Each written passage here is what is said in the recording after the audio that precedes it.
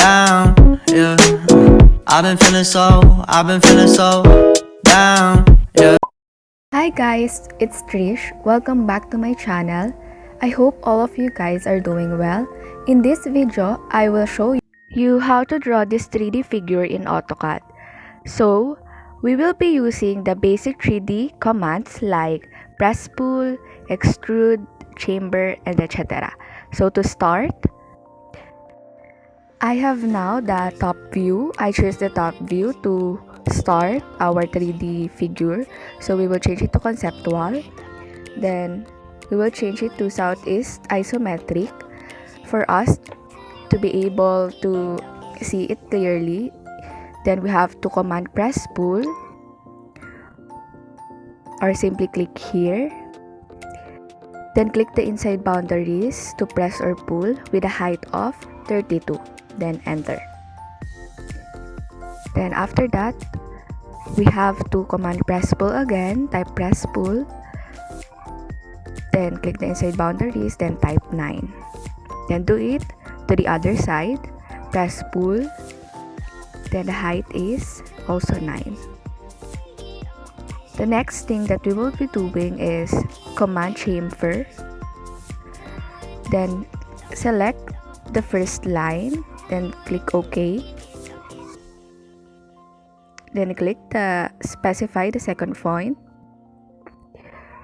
with 21 tab 42. Then enter. So we can now have our first 3D figure. After that, so to start with our second figure, we have to command press pull with a height of 32.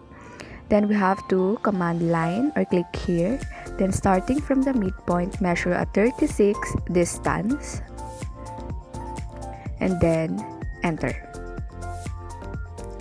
After putting this line, we have to command circle center diameter.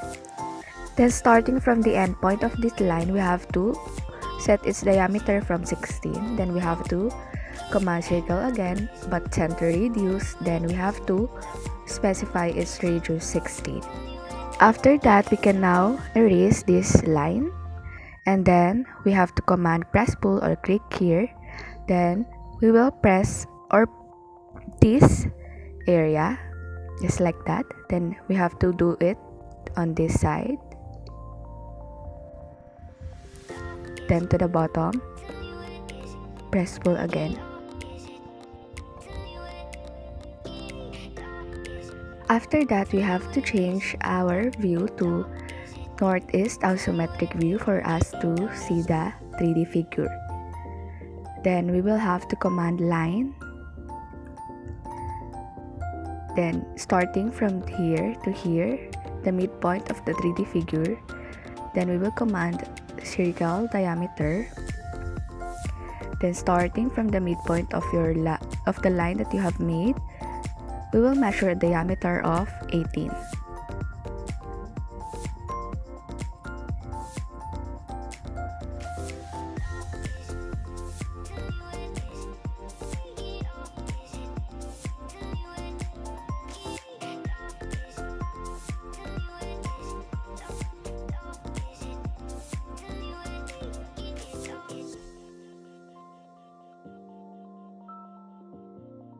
Then after putting that diameter, we have to erase the line that we have made. Then command press pull or simply click here. And pull this area with the length of 32. Then we have to bring it back to isometric view. And now that's it. We are done in our 3D figure. So thank you for watching. Bye!